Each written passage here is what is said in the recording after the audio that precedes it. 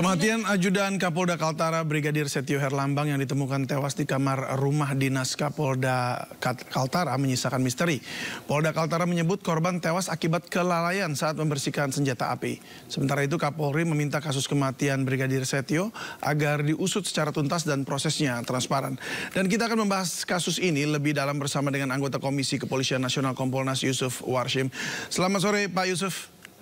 Selamat sore, Bung David. Selamat sore, Pak Yusuf. Hasil otopsi Ajudan Kapolda Kaltara ada luka tembak, Pak, tembus jantung. Apakah Anda melihat ada kejanggalan dalam kasus ini, Pak?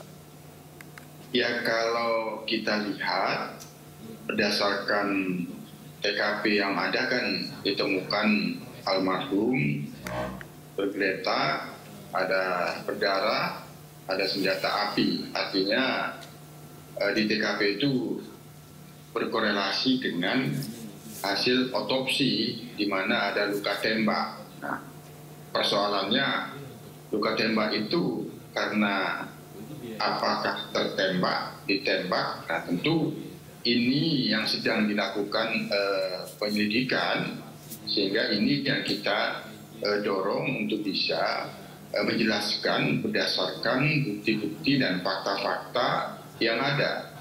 Saya sendiri sebagai anggota Kompolnas sampai sejauh ini terus melakukan pemantauan, belum bisa memberikan penilaian apa sebenarnya peristiwa itu, meskipun dari pihak Polda sempat memberikan keterangan ada dugaan kelalaian, tapi kami mendorong agar pengungkapannya itu, apapun peristiwanya itu didasarkan pada bukti-bukti dan fakta-fakta. Sekarang hasil otopsi sudah ada, tinggal bagaimana dukungan scientific crime investigation atau pemeriksaan forensik kaitannya dengan senjata api dan proyektil yang ada di tubuh almarhum itu. Nah, tentu ini harus kita dorong untuk terus dilakukan penanganannya berdasarkan dukungan scientific crime investigation, yaitu sebagaimana dimaksud oleh Pak Kapolri, ya dukungan dari Puslapor, kami kira itu setuju. Baik, dari kepolisian sendiri kira-kira langkah apa yang harus diambil agar pemeriksaan dan pengusutan kasus ini bisa dilaksanakan itu secara transparan seperti yang dijanjikan? Ya, kalau dia profesional, itu pasti penyelidikannya tidak tidak akan lama gitu. Nah, profesional, transparan dan akuntabel. Nah, ini tentu penyelidikannya benar-benar terarwasi, transparan dari sejak awal. Itu sudah transparan dengan apa yang dimintakan oleh pihak keluarga untuk dilakukan otopsi di Semarang agar pihak keluarga mudah memantaunya, itu sudah wujud transparan. Nah, kami sendiri Kompolnas berharap nanti bisa hadir di dalam gelar perkara sehingga bisa melihat fakta-fakta seperti apa. Kuncinya yang penting profesionalisme, transparan dan akuntabel itu David dalam penanganan kasus ini, agar fakta-fakta itu benar-benar bisa dijelaskan apa adanya, tentu jauh dari untuk menutup-nutupi. Iya, sebab kalau kita berkaca pada atau melihat kembali kasus-kasus sebelumnya, mungkin seperti kasus Sambo juga, ini kan begitu banyak yang terlibat, lalu kemudian kesannya seakan-akan ditutup-tutupi begitu, dan itu menjadi kecurigaan tersendiri. Itu sebabnya masyarakat mungkin tentunya akan bertanya-tanya, ini ada apa nih, kok bisa kejadian kasus seperti ini begitu. Bahkan kalau kita lihat dia bertugas sudah setahun, dan hal membersihkan senjata api kan sebenarnya hal biasa untuk seorang polisi begitu ya, kecuali orang ini bukan polisi dan sedang memegang senjata api, tapi bisa meletus. Nah, itu yang menjadi pertanyaan gitu. Apa yang bisa dilakukan untuk meyakinkan masyarakat bahwa ini nggak ada pengulangan kasus sebelumnya gitu? Kami kira berbeda ya, dari kasus Duren 3 Sambo itu kan sangat tertutup, Pak.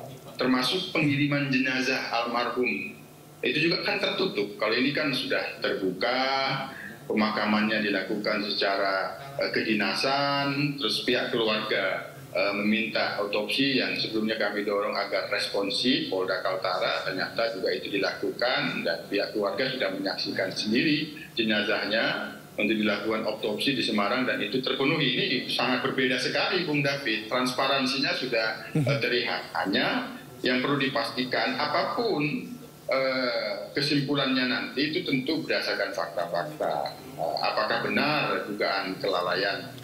Ini kan perlu penjelasan lebih detail lagi, kelalaian dalam hal kebersihan senjata api, sementara anggota sekelas Brigadir Pol SH ini yang berasal dari Satuan Brimob tentu sudah sangat cakap dan terampil. Tapi kan memang bisa terjadi. Tapi logika terkait dengan kelalaian itu tentu harus didukung oleh bukti dan fakta-fakta. Ini yang kita dorong, Bung Davi.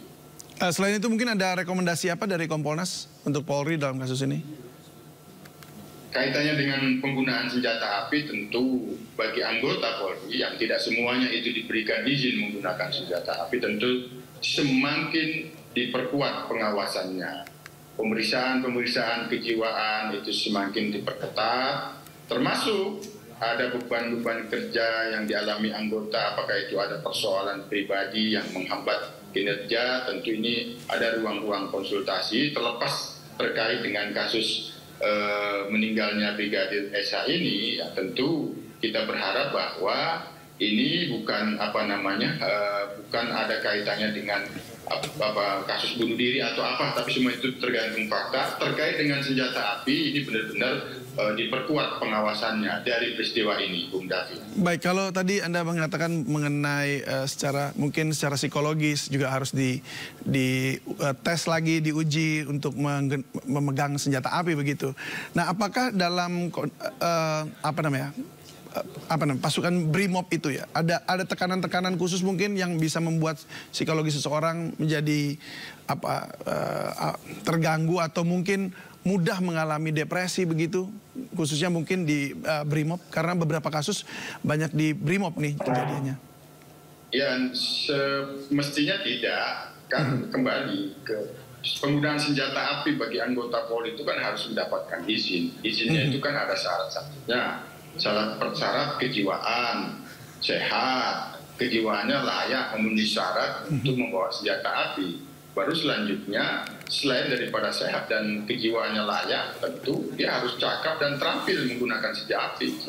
Dia mengerti, terlatih dia dengan senjata api. Kalau dia tidak terlatih, tidak mengerti, tentu tidak diberikan. Nah, ini almarhum kan berasal dari Satuan Brimob, ya tentu dipastikan yang bersangkutan itu cakap dan terampil ketika diberikan senjata api. Hanya sebelumnya bagaimana tingkat pengawasan kejiwaannya, ini kan tentu nanti bagian dari materi penyelidikan. Nah, kita dorong kaitannya dengan peristiwa sebelum terjadinya meninggal dunia itu apa yang terjadi, kaitannya dengan penggunaan senjata api, bagaimana pemeriksaan kejiwaan 6 bulan sebelumnya atau 3 bulan sebelumnya, nanti kan bisa dilakukan pemeriksaan, Bung David.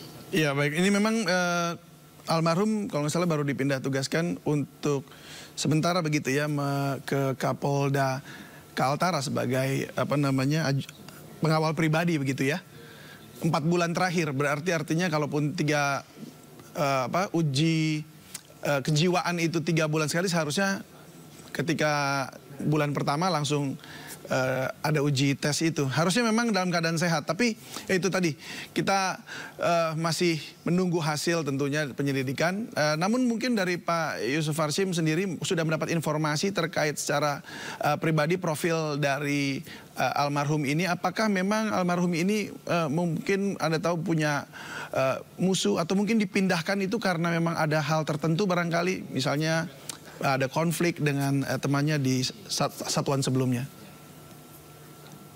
Sementara dalam pantauan Kompolnas kait dengan hal-hal yang khusus untuk almarhum belum terpantau, namun dipastikan bahwa dalam hal penugasan perbantuan almarhum sebagai ajudan atau pengawal pribadi tentu itu sudah melalui proses uji kelayakan lah, termasuk attitude, komunikasinya, kaitannya dengan penggunaan senjata api, tentu dipastikan itu sudah dilakukan uji kelayakan, termasuk apa yang dimaksud dengan kesehatannya. Tapi kan ini kita tidak tahu, sekali lagi ini masih dalam penyelidikan, jadi kita tunggu dan kita dorong seefektif mungkin agar hasilnya dapat dijelaskan kepada publik. Baik, terima kasih Pak Yusuf Warshim, anggota Kompolnas atas waktunya bergabung dalam dialog di Sindo Sore. Salam sehat selalu.